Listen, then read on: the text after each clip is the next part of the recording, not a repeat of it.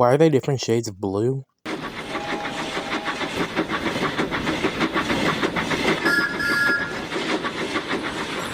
Hey guys, I'm back, and today we're going to be looking at some of the new Thomas toys that were revealed for 2026.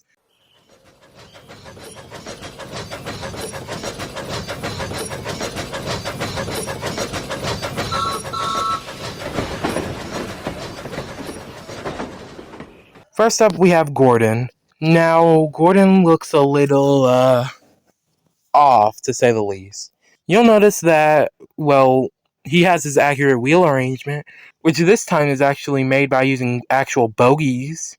He has quite an interesting face. I do not want to get into the faces right now, especially not when we get to James. Like, holy crap, but he is pretty well proportioned, and yeah, he has his accurate express head code. Now, hopefully, this isn't what his face looks like in the show, because it's not good, but Also, his tender is permanently attached. Now, hopefully this isn't like Ertl where it's one long rigid connection, especially because they actually have the bogies this time. Hopefully it's like, I think the best way to describe it is that I hope it's like Tommy Gordon, exactly like that. His tender is too short and high, in my opinion, but aside from that, it's almost perfect. The one other thing I have to complain about is the middle wheel missing. Now, they were able to give him his accurate wheel arrangement, the 462, but they weren't able to add a middle wheel to a 6-wheel tender. Really?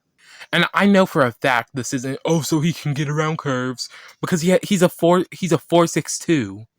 The back half of his main engine chassis is one long 8-wheel connection, so a 6-wheel connection wouldn't be anything new. Anyway, to address the elephant in the room, magnets are back. They're the one-way magnets based on the arrows on the magnets pointing in the direction of the engine. I hate this. I do not want to go into a rant about it, so let's go to the next engine that was revealed, which is Annie. Okay, she's not an engine, but she was the next character revealed. We'll just say that. Now, of course, she has the big ugly magnets. Her footplate is nice and more realistic. I prefer how they did the footplates on these as opposed to the cartoony, more slopey ones, and with the bigger buffers on the All Engines Go ones. They're more traditionally proportioned, like the Take Along and Take and Play engines. Annie seems to take more from her All Engines Go incarnation as opposed to her classic or CGI versions. I don't mind it, especially because this is more language friendly. You don't have to worry about English lettering on a Spanish or a Japanese or heck, even other English speaking countries where it's just spelled differently. So yeah, that's nice. Her wheels are gray, I don't really mind that. Same with her roof. Her face is her face is something. Her face looks more like Henrietta, and I think this is something Mattel's trying to do. I think they're trying to get away from the embedded faces, because they got rid of Harold's embedded face in All Engines Go, and while there weren't any other characters that originally had embedded faces in All Engines Go, they also didn't introduce any characters that had an embedded face. So yeah. Next up is Henry, who more or less shares a lot of, I guess quote, DNA with Gordon. Like, he has the same wheel arrangement, or I guess the same wheel chassis front, basically.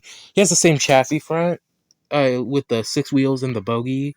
For some reason, his pistons are molded onto his chassis and his steam pipes on the smoke box, as opposed to Gordon, where they were separately molded in colors. So maybe they ran out of budget, or maybe there's a specific way Henry goes together because of his different footplate.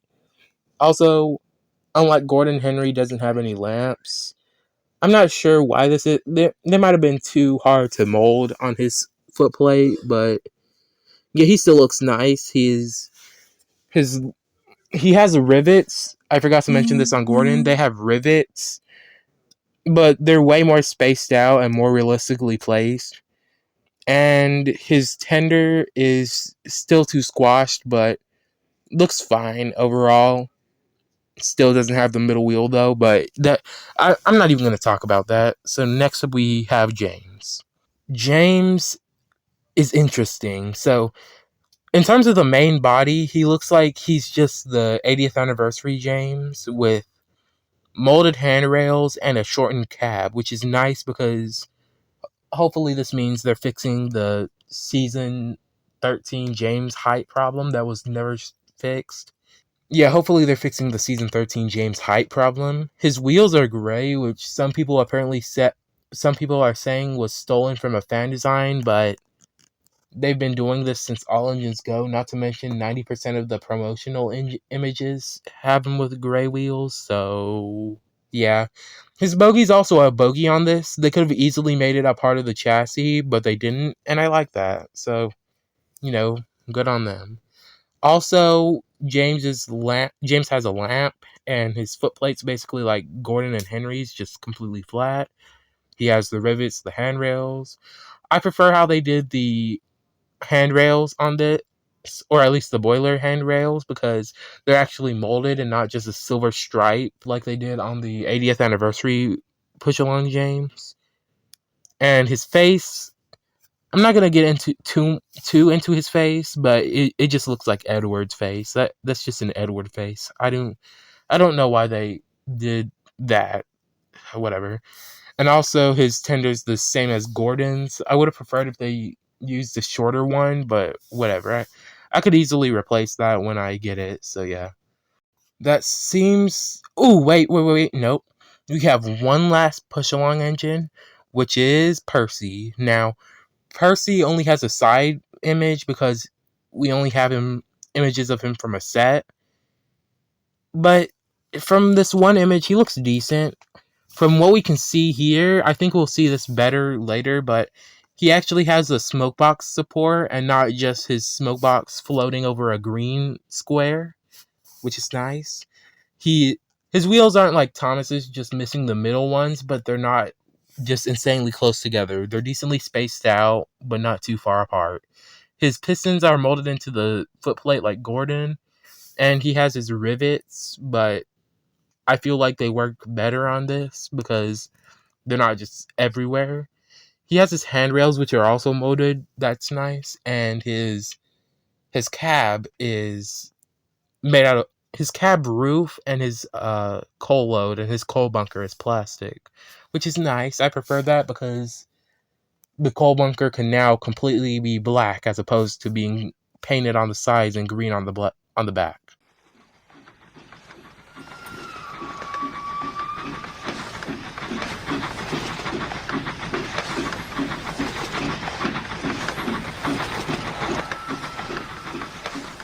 Anyway, that's it for the push-along engines, or I guess the metal collection engines.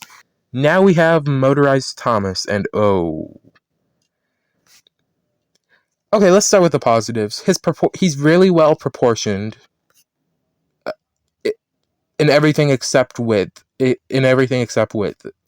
It seems like they went back to the pre-2021 scaling, the pre-All Engines Go scaling, which is nice.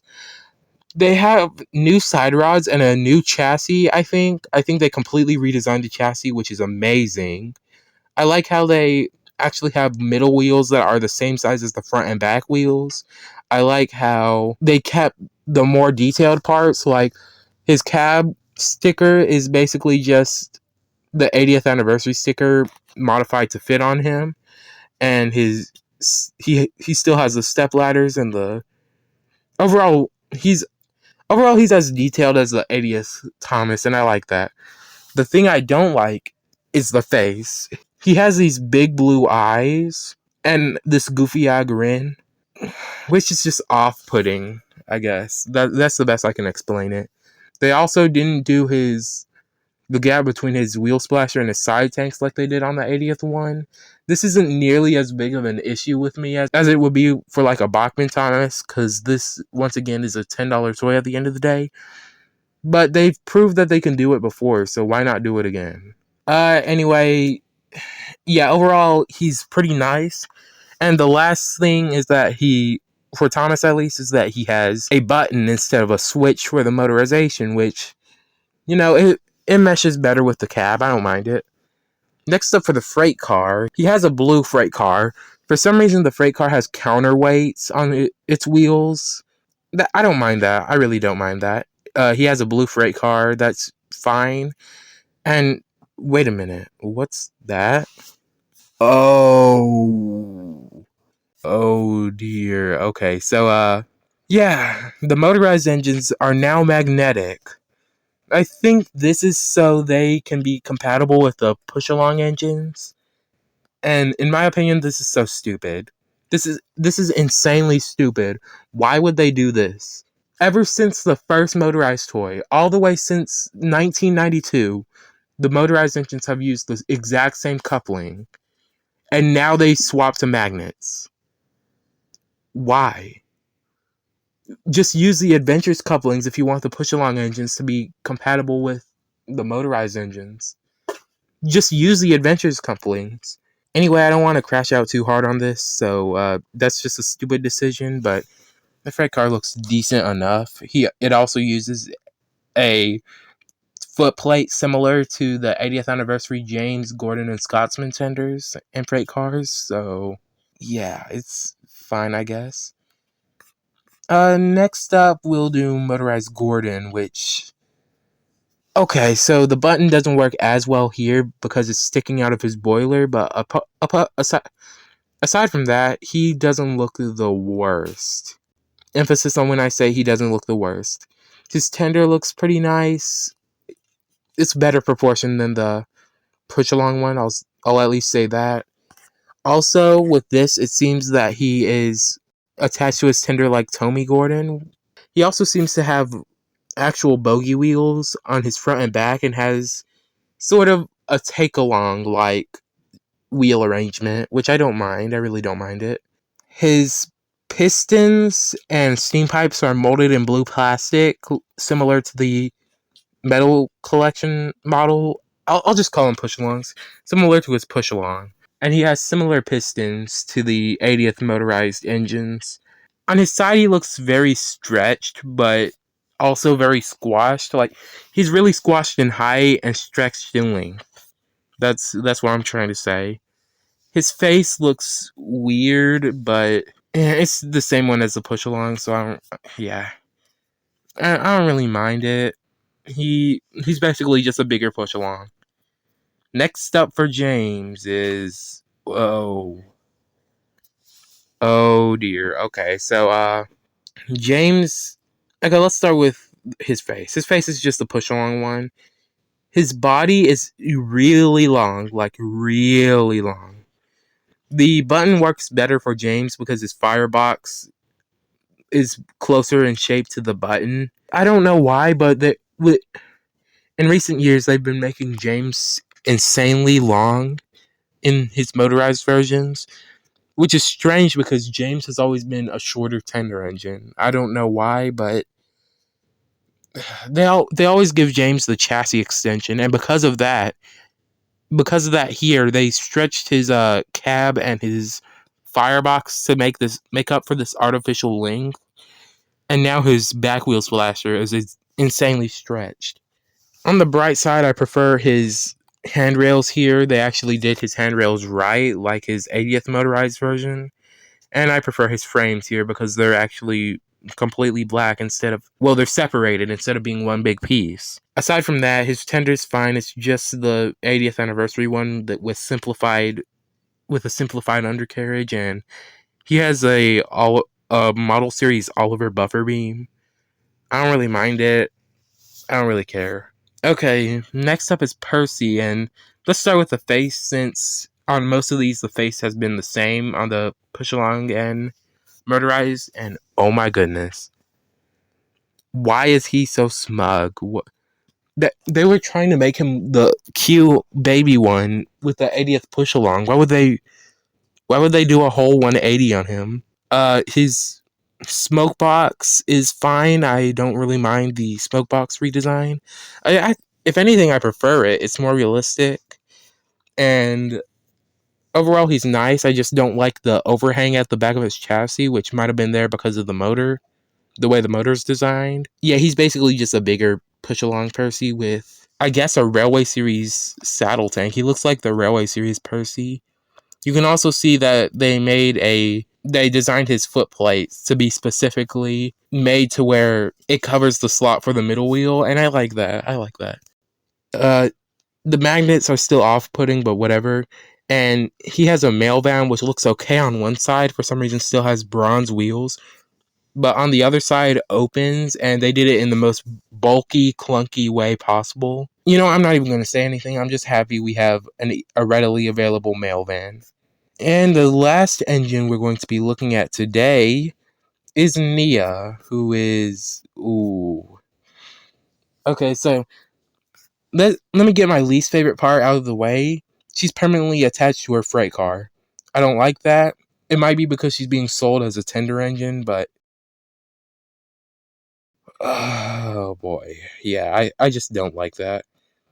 Her freight car seems to be like this strange brown hopper car, I guess. I don't really have an issue with her how how she overall looks. It's her design. Like if you go from certain angles, like from the side, she looks insanely stretched, but overall is decent enough.